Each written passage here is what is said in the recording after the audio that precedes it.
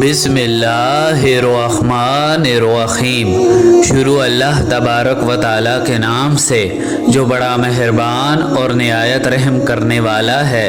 پیارے دوستو، 10 محرم عاشورہ کی شام تھی۔ گرم تپتے ہوئے صحرا میں امام حسین علیہ السلام شجاعت اور بہادری سے جنگ لڑ رہے تھے۔ تیروں کی بارش ہو رہی تھی۔ آپ علیہ السلام کا سارا بدن زخموں سے چور چور تھا، لہذا آپ زخمی ہو کر زمین پر گر پڑے۔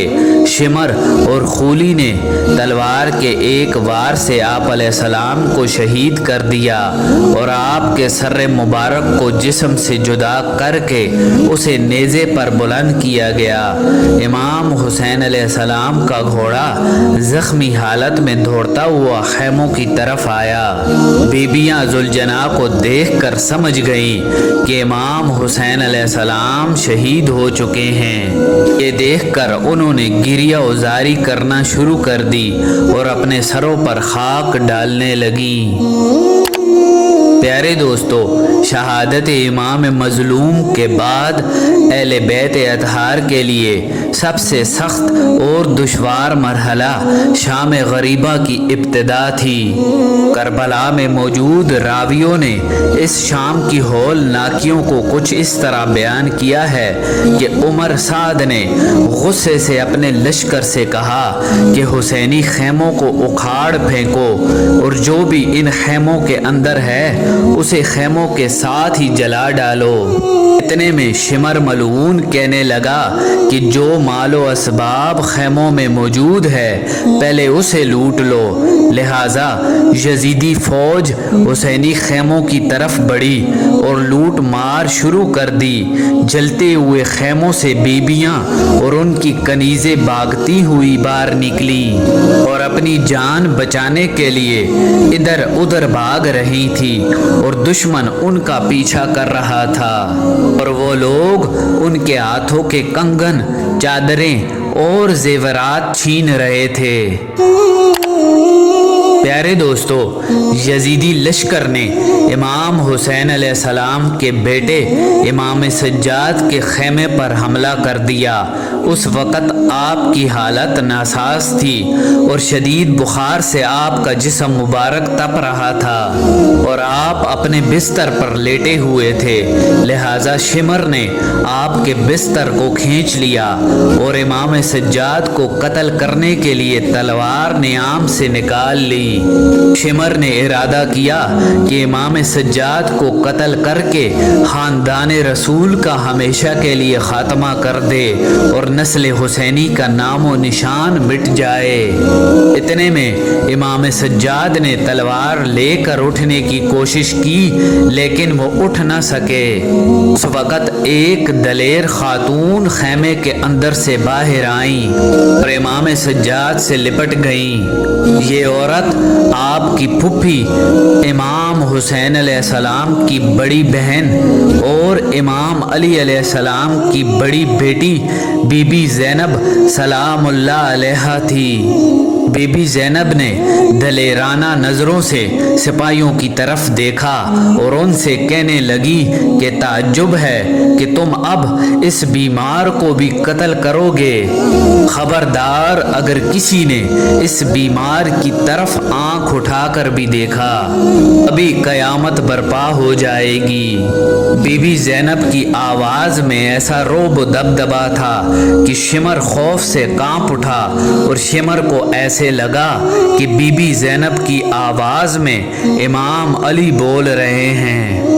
لہذا شمر نے اپنے سپاہیوں سے کہا کہ اس جوان کو اس کے حال پر ہی چھوڑ دو، اس کا فیصلہ امیر المومنین یزید کرے گا۔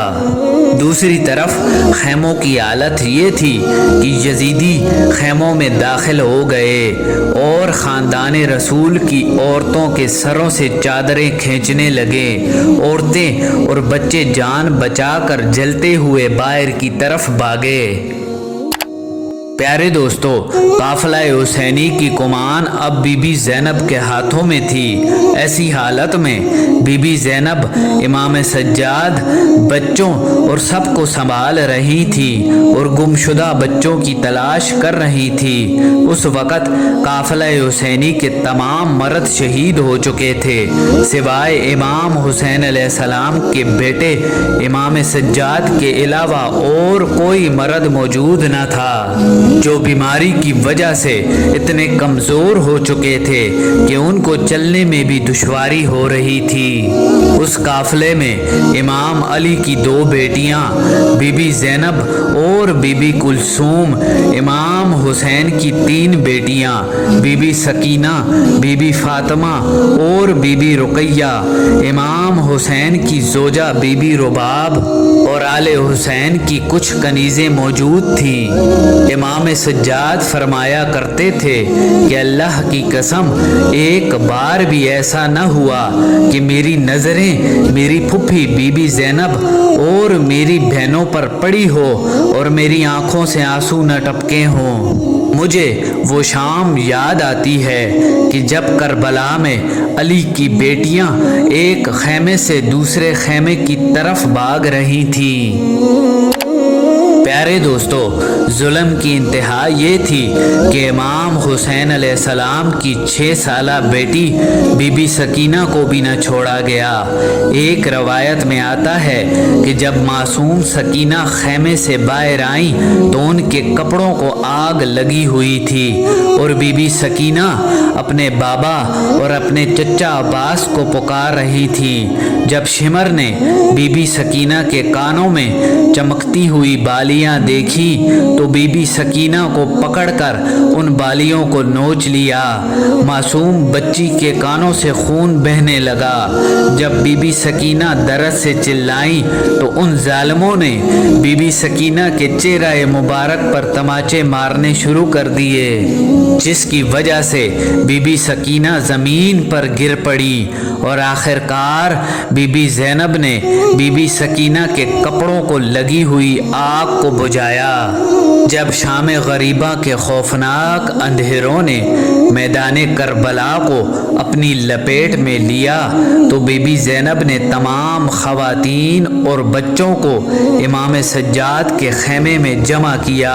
بیبیوں نے پھٹی اور جلی ہوئی چادریں اپنے سروں پر ڈالیں۔ جب تمام خواتین خیمے میں آ گئیں تو معلوم ہوا کہ جب یزیدیوں نے خیموں پر حملہ کیا تھا تو آگ میں کچھ بچے جل کر شہید ہو چکے تھے۔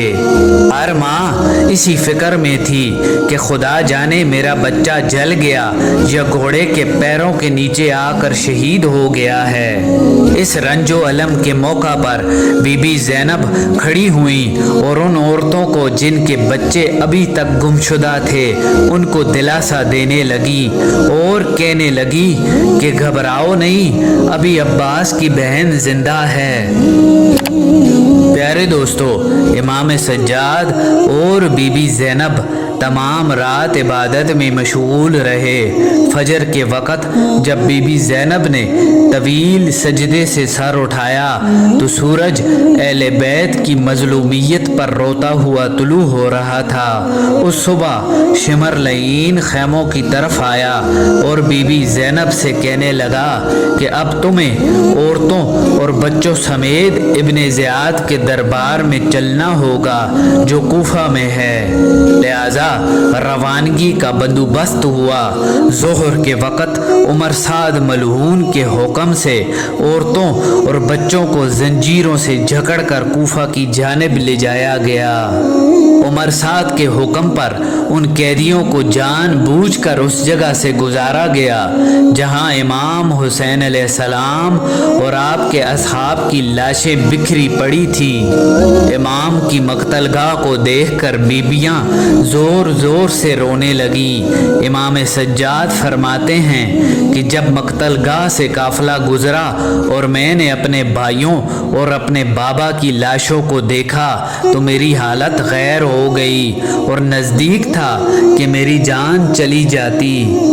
और जब बीबी ज़ैनब की नज़रें इमाम हुसैन अलैहिस्सलाम की लाश पर पड़ी तो रोते हुए बुलंद आवाज़ में बोली, या मुहम्मदा, ये वही हुसैन है जो आसमान के नीचे पड़ा हुआ है, खाक व खून में लथपथ है, जिसके जिस्म के टुकड़े टुकड़े कर दिए गए। या मुहम्मदा, तेरी बेटियों को कैदी बना दिया गया है। और फिर तमाम ख़वातीन ज़ोर ज़ोर से रोने लगी। उसके बाद ख़ानदान रसूल की पाक बेबियाँ करबला की जलती हुई रेत पर अपने वारिसों और बच्चों के लाशें छोड़कर कूफा की तरफ रवाना हो गईं।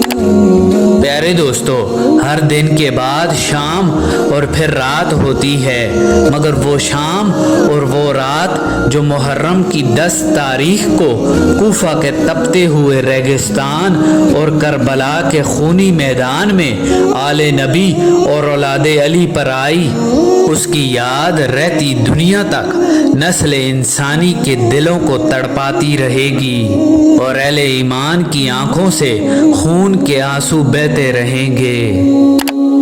अल्लाह तबारक व तआला हमें रसूल पाक सल्लल्लाहु अलैहि वसल्लम और आपकी आले पाक की मोहब्बत में जीना मरना नसीब फरमाए। मिलते हैं एक नई वीडियो के साथ। अल्लाह निगहबान।